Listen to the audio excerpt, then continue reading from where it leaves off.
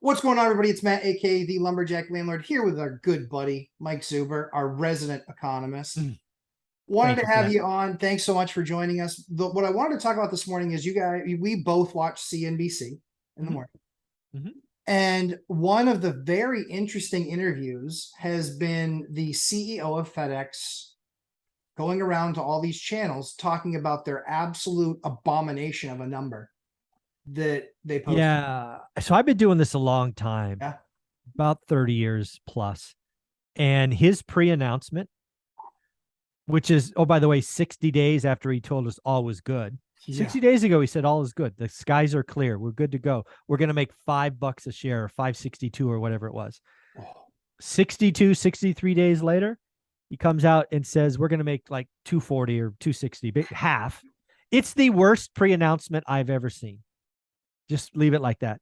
And now he's basically trying to say we're in a worldwide recession because of the performance so bad. He's saying weekly numbers are down. It could be the worst pre-announcement I've ever seen, and I've been doing this a while. yeah. One of the things that I thought was really interesting was he touted really Asia. He touted Asia a lot. He said, "Hey, we're the biggest player in Asia, and that's what's really, heavily impacting us." I think that's kind of a no duh, but I want to hear from an economist.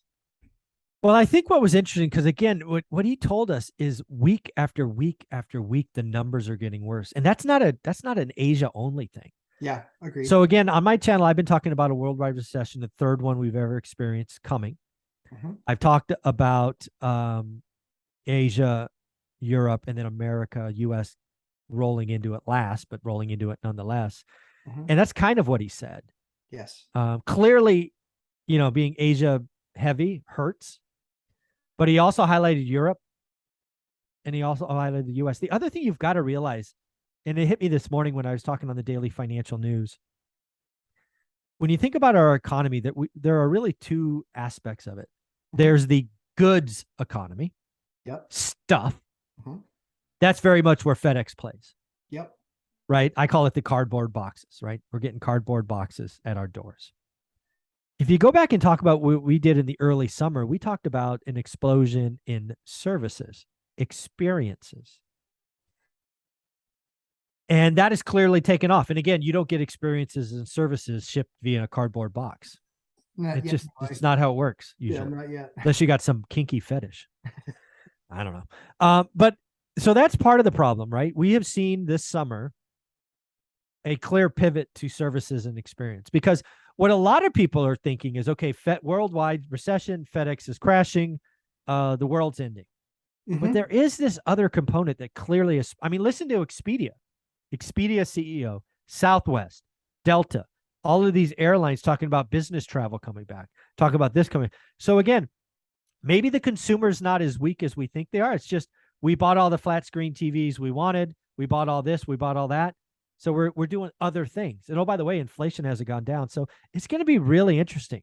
We talked about the K-shaped summer, right? Where with experiences, and maybe FedEx is just the canary or maybe I don't even think they're the canary. They're the coal mine, right? They're like the deliverer of this. And, maybe it's just reality is, again, right? I'm talking to you from a new computer. I don't need another one. Nope. Right? I won't need another one for 3 or 4 years. Right. So maybe we just bought everything ahead of time and now we're just doing experiences and going out to eat. And, I don't know. It's initially I was like, wow, worldwide recession, economic collapse. So I'm like, now maybe just the consumers buying different stuff. I don't know. I think what was it? The CEO of Visa, I think, actually said that they were shockingly surprised at how resilient the consumer has been. Yeah, I've heard that from Visa, Bank of America, again, all about credit cards. So these are people looking at credit card data, and they're looking at the bottom numbers, right? Visa doesn't care if you buy a computer or you go to Disneyland. Correct. It's the same dollars. So what they're saying, to your point, not seeing a drawdown, consumer looks good. But when you tie that to FedEx, we're buying less stuff. Right. That's what I think. So again, what does this all mean? Well, if you're investing in a stuff company, if you're investing in a services or experience company, I think there's something there to scratch and research. I think so. I think so. The way that I've seen this kind of unfolding is related to Asia is that I have over 500 appliances, Yeah. right? Yeah. Do the Yeah. math. Yeah. You Yeah. probably Yeah. have that Yeah. many too. You know, seven, Yeah. you probably have Probably. 700 or 800. So I have over 500 appliances. So in having over 500 appliances, what do I care about? I care about being able to get appliances and parts Yep. because it's kind of a given that something is going to break. Yeah. It's kind Every of a, month, with something's gonna 500 break. and something, I'm going to have to make at least one phone call. Yeah, absolutely. What was really interesting was we like to buy brands because it means that we can manage our costs. It means that we can manage parts. So we're in pretty good shape. And I think we've done a pretty good job of that. What's very interesting is in the last 60 days, I've had this one specific washer that we bought a ton of. I had this one specific washer that we bought a ton of, and we had 3 of them go down in the last month. So we said, okay, or actually 2 months ago, we had them go down. And so I said, all right, that's fine. Just order the part and fix it. So the first one went down, ordered the part. Second one went down a couple weeks later, ordered the part. Third one went down another couple weeks later, ordered the part. The first part still hasn't come in yet. Oh, wow. So we're now 2 months in. We still haven't gotten the part. I then said, you know what? This is worth the exercise. And the only time you'll probably hear me say that. So worth the exercise. Good one. Worth the exercise. Yeah. So I got on the phone and I got on the internet and I looked for 5 hours. I tried to track down that one part. So that was unclear to me. So the same part broke 3 times. Same part broke 3 times. Oh, okay. Because I was going to say maybe you can cannibalize one to make the other 2 okay. Totally great idea. Sadly. So Sadly the same not. part broke 3 times. So Okay. I spent, like I said, 5 hours, internet, phone calls, looking stuff up, trying to track down these parts.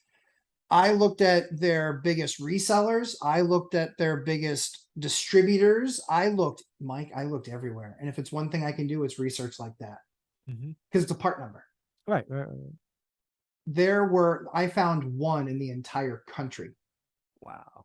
The US distributor said they do not have anywhere in their system, and they are waiting for them to come over on a boat, and they don't know when they're going to be here.